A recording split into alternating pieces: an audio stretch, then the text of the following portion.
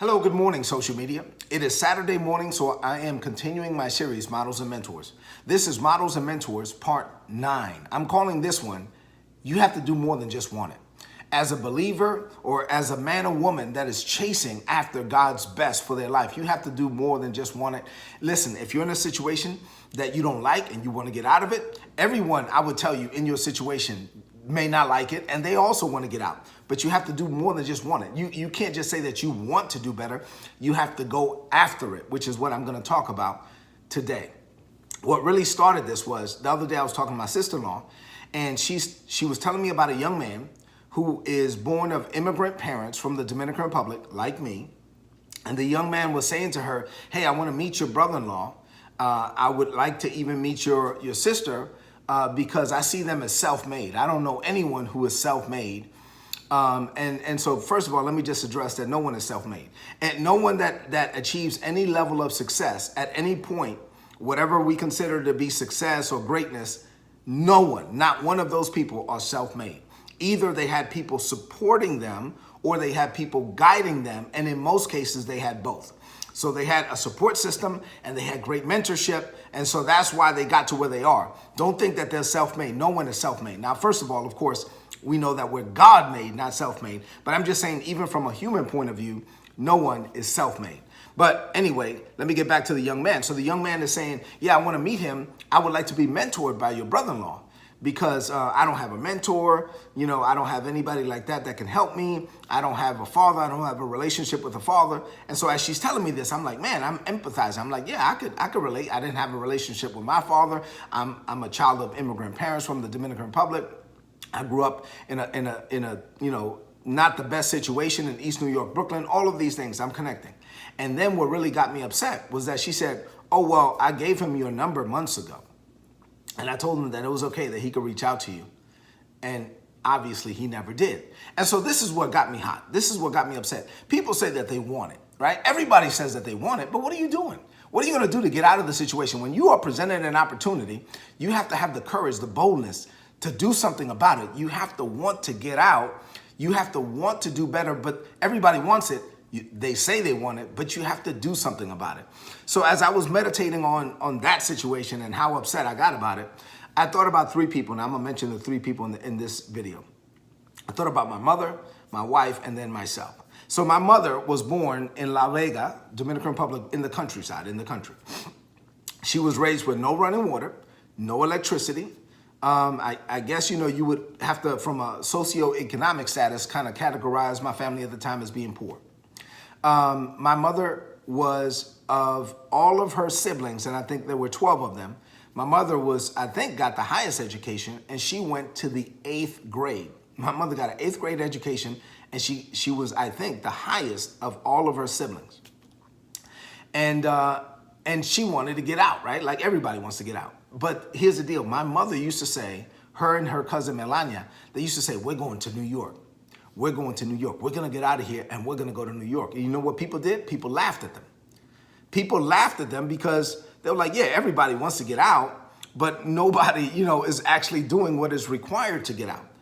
People laughed at them. People ridiculed them, but it didn't stop them. My mother and her cousin kept saying, we're going to get out of here. We're going to New York. So my mother devised a path for her to get to New York, and she needed some money. And my family came together. Actually, one of my family members is married. This man who's married to one of my cousins, he was the one that got my mother the money to get out of the Dominican Republic. And so to this day, I mean, so she left in 1970. Here we are in 2019. To this day, we still honor that man. So my mother still goes out of her way to bring him gifts because if it were not for him, she would never have made it to New York City. But here's the point. The point was, she got started, she came up with a plan, and now that she had a plan, she got help, right? And she got the help and people helped her. They put the money together. They helped her to go to New York City and she got out. So that's the pattern I'm gonna talk about today. She got started, she got help, and she got out. Let me talk about my wife.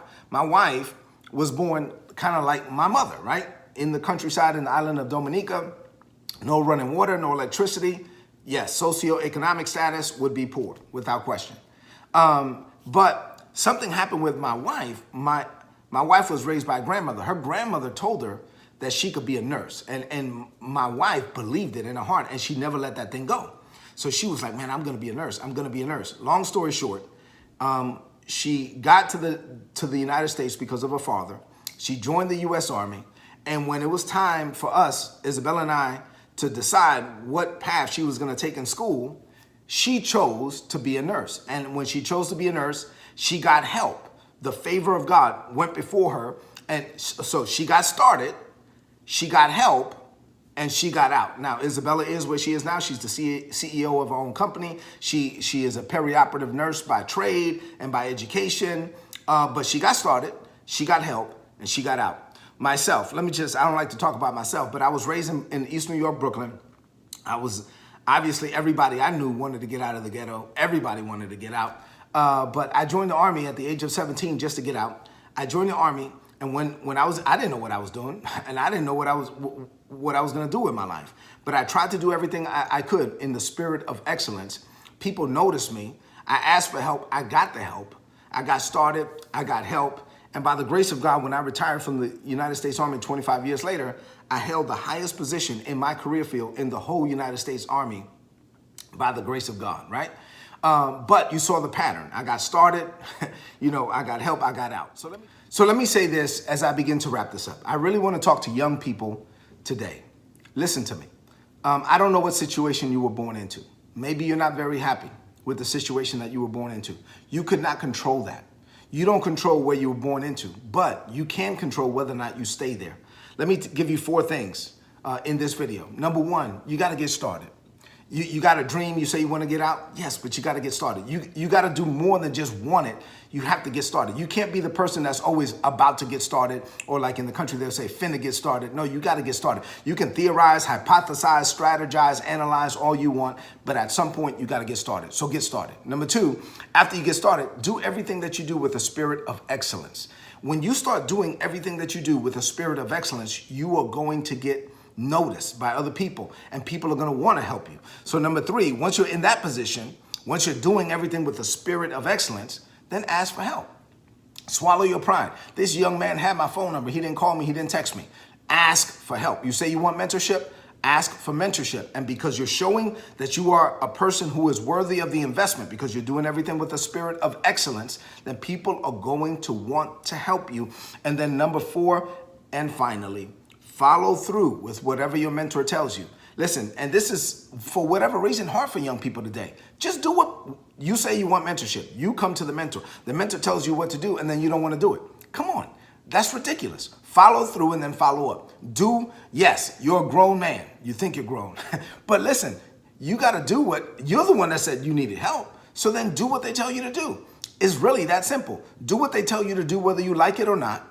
And then you follow through, and after you follow through, you follow up and you let them know that you did it, and you come back and you're ready for the next set of instructions. If you do what I'm telling you to do, I'm telling you, you are going to get out of your situation. This is Models and Mentors Part 9. God bless you.